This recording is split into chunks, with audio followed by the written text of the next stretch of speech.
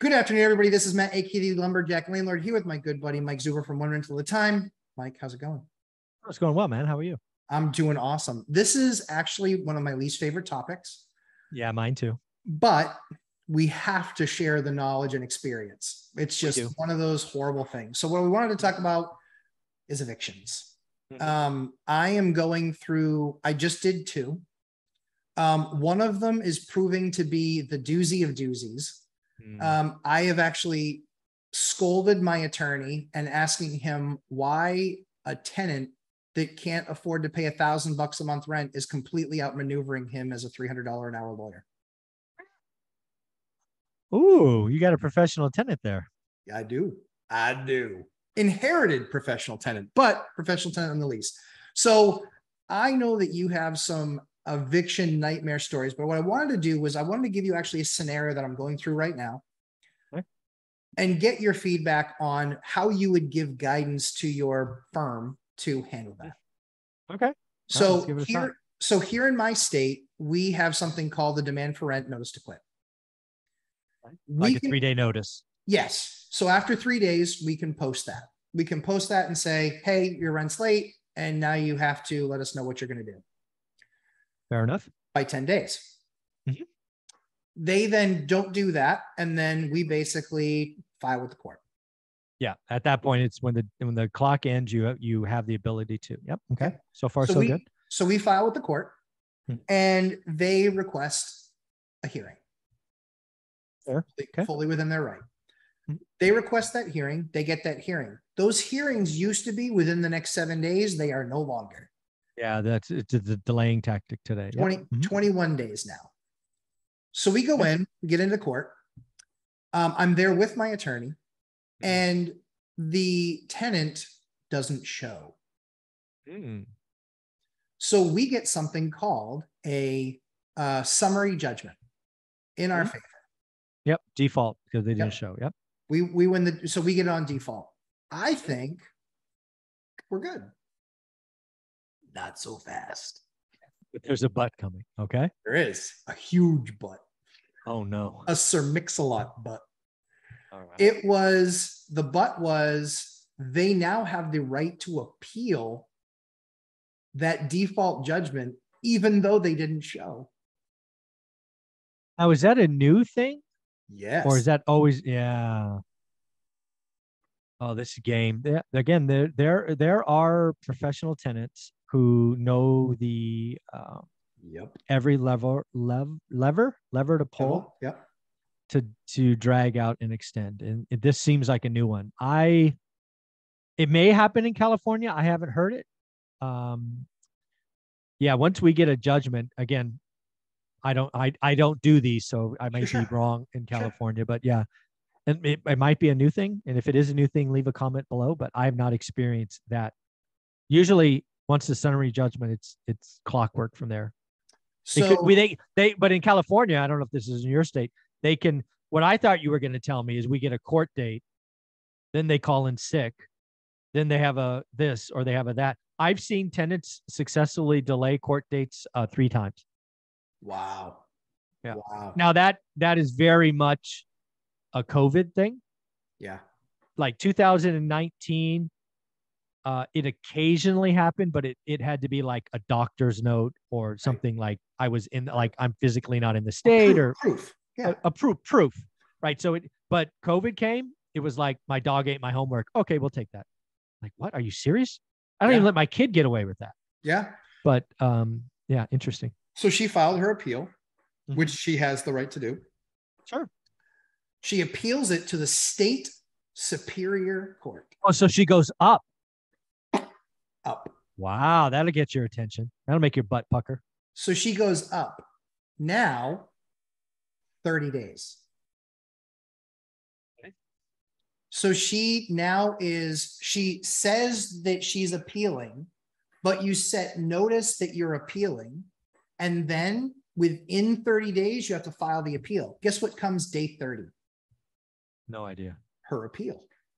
Okay. Well, because if she filed her appeal, she filed her desire to appeal, but she didn't file the appeal. Of course, so that gives her 30-day note.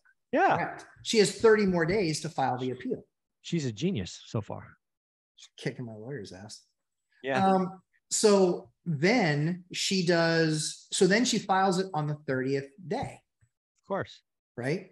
So then it's going to get considered, but what do we have to do? I have to pay to file a motion to vacate her appeal because she defaulted already.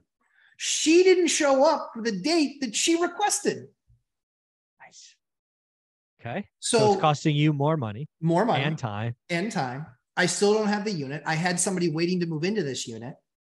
Got to put them somewhere else. And I had it was one of my existing tenants that I had somebody else moving into their unit.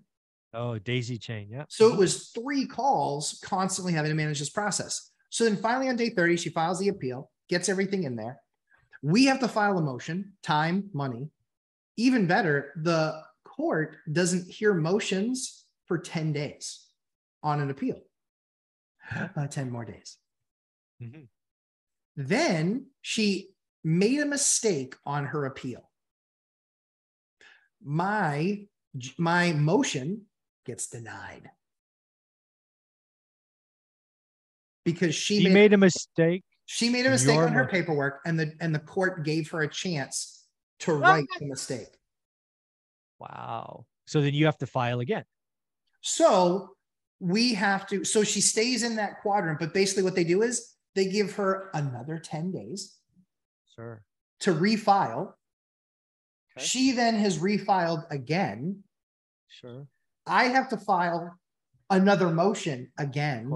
Yeah, of course. And so she waited the next 10 days. Then I have to file another motion, which is another 10 days. Yep. And so now I am currently awaiting the response to our last motion on her allegedly correctly filed appeal. And if it's not filed correctly, then I believe I get a summary judgment at that point and I get a writ of possession.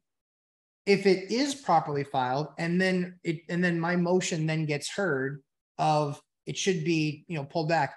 And it's unbelievable and unconscionable to me that somebody can literally play a game and basically keep my apartment from me for 3 months when she was given all the notice. So yeah. I always just want to be transparent and share with people that even with being an elite investor, even with being somebody that has a great attorney, I tease him, but he's still a great attorney, been through that process a number of times. Mm-hmm.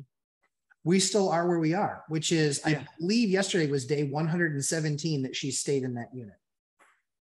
Yeah. So be thankful your longest will be 3 or 3.5 months. Right. I had one of these that I inherited on a house that was 8 months. And this was 8 months pre-COVID, 8 months. Wow. Right. A fast eviction in California is 3 months. Right. Right. Just to kind of level set this. What I've told my team going forward in situations like this is if we feel like we get in this situation again, we're going to have a conversation about what it would take to leave. Right. It's called cash for keys. Sure. Because basically the conversation, I don't have these conversations, right? I pay a PM, but basically the conversation is this.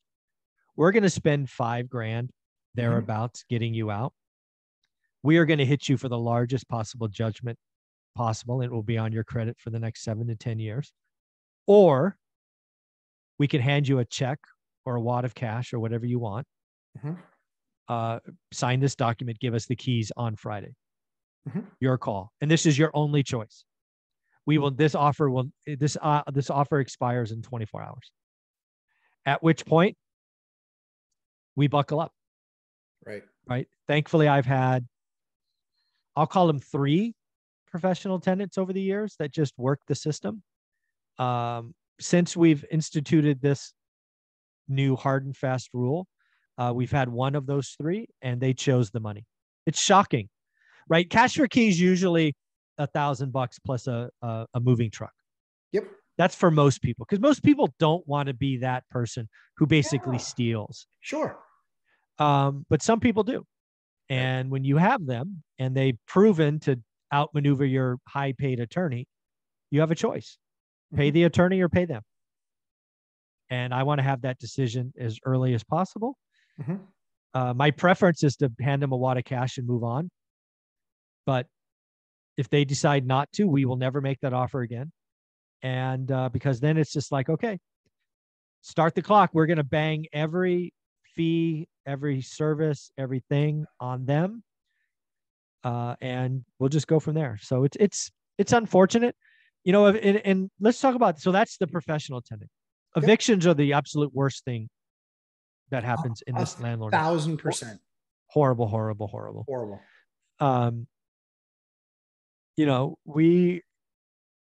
We do everything we can to avoid them. Yep. Sometimes they're not. I can't tell you how many moving vans I've rented, just trying to be a good human being. But yeah, if you can't pay rent because of this or that reason, somebody else can. Right. And sometimes you got to move in with family or friends for a little while to get yourself right. I generally will do the right things because I can. But don't get me wrong, if you don't pay rent for a couple of months, you're going to be gone. It's just unfortunate.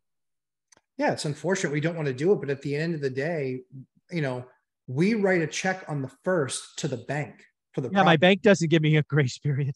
No, they give us no grace period. That's the only reason that part of what they did during the pandemic worked.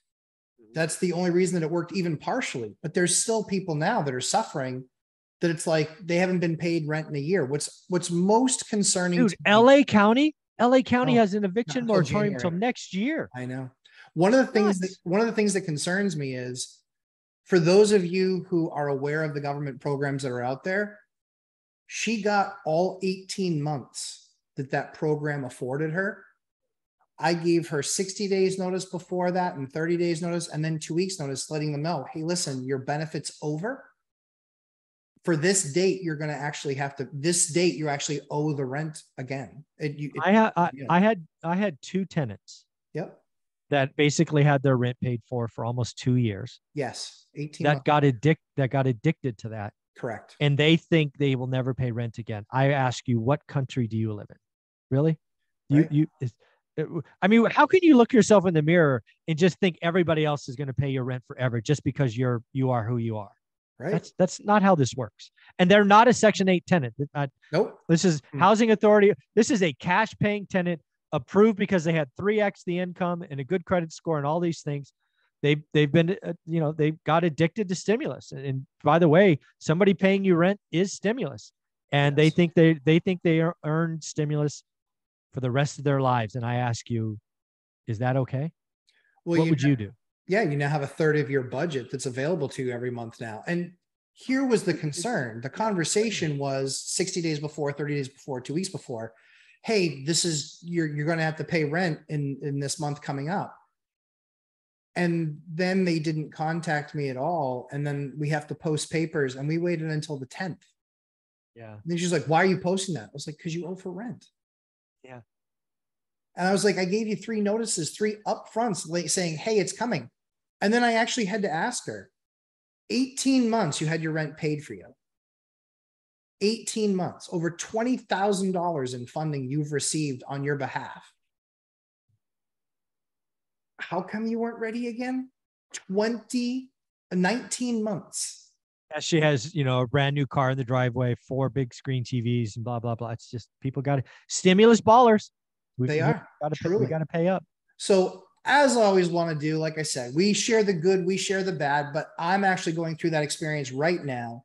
And I think that that's really important to share with folks, because what Mike said is they have a strategy. They have a strategy in place where they will do cash for keys because they recognize it gets them out of a bad situation. Maybe it helps somebody move on into their future, but it at least puts everybody in a position where you can get your unit back, get it revamped, and get it back on the market renting, because we know that there's a long list of people that would be grateful to have a nice, clean, updated place that they could then call home.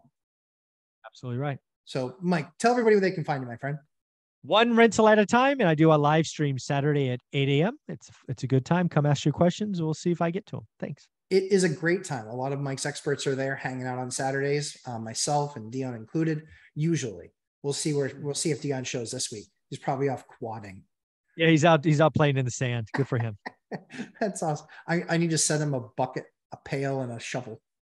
So I'll send him a Homer bucket. And some sandcastles. Exactly. Just so you can play with some sandcastles. So as I always say, We create great content for you. Please make sure you hit that like button as well as subscribe, and we will see you in segment number 3.